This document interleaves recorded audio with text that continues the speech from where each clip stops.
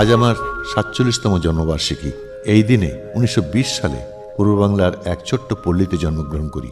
আমার জন্মবার্ষিকী আমি কোনোদিন নিজে পালন করি নাই।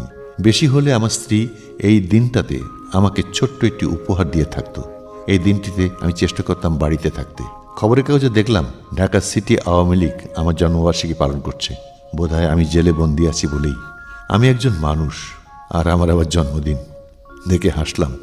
মাত্র ১৪ তারিখে রেনু ছেলেমেয়েদের নিয়ে দেখতে এসেছিল। আবার এত তাড়াতাড়ি দেখা করতে অনুমতি কি দিবে?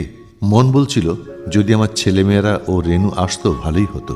১৫ তারিখেও রেনু এসেছিল জেল গেটে মনির সাথে দেখা করতে। ভোরে ঘুম থেকে উঠে দেখি নূরে আলম আমার কাছ থেকে ২০ সেলে থাকে কয়েকটা ফুল নিয়ে আমার ঘরে এসে উপস্থিত।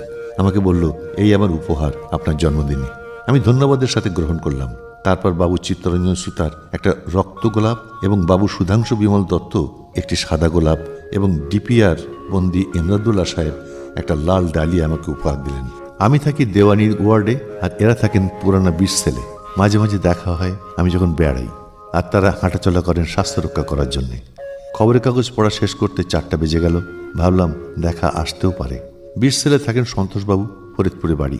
ইংরেজ আমলে বিপ্লবী দলে ছিলেন, বহুদিন জেলে ছিলেন। এবারে মার্শাল ল জারি হওয়ার পরে জেলে এসেছেন। ৮ বছর হয়ে গেছে।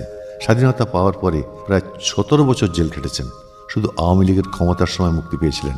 জেল হাসপাতালে প্রায়ই আসেন। আমার সাথে পরিচয় পূর্বে ছিল না, তবে একই জেলে বহুদিন রয়েছি। আমাকে তো জেলে একলাই অনেকদিন থাকতে হয়েছে। আমার কাছে কোনো রাজবন্দীকে দেওয়া হয় না, কারণ ভয় তাদের আমি খারাপ করে ফেলবো, নতুবা আমাকে খারাপ করে ফেলবে। আজ হাসপাতাল থেকে ছাড়া পেয়েছেন, ২৬ সেলে যাবেন। দরজা থেকে আমার কাছে বিদায় নিতে চান। আমি একটু এগিয়ে আদাব করলাম। তখন ৪:৩০ বেজে গিয়েছে।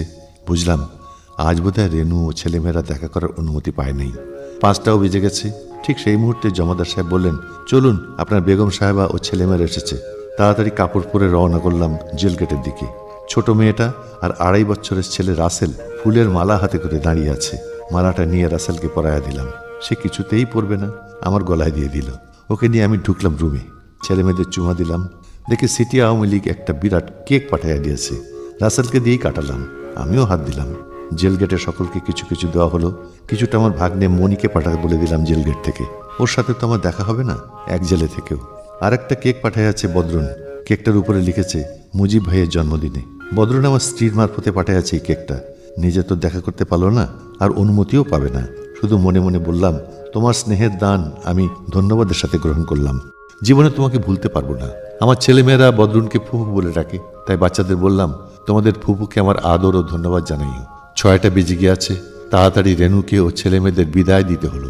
রাসেলও বুঝতে আরম্ভ করেছে এখন আর আমাকে নিয়ে এসে যেতে চায় না। আমার ছোট মেয়েটা খুব ব্যথা পায় আমাকে ছেড়ে যেতে। ওর মুখ থেকে বুঝতে পারি ব্যথা আমিও পাই, কিন্তু উপায় নাই। রেনুও বড় চাপা, মুখে কিছুই প্রকাশ করে না। ফিরে এলাম আবার আস্তানায়। ঘরে ঢুকলাম, তালা বন্ধ হয়ে গেল বাইরে থেকে।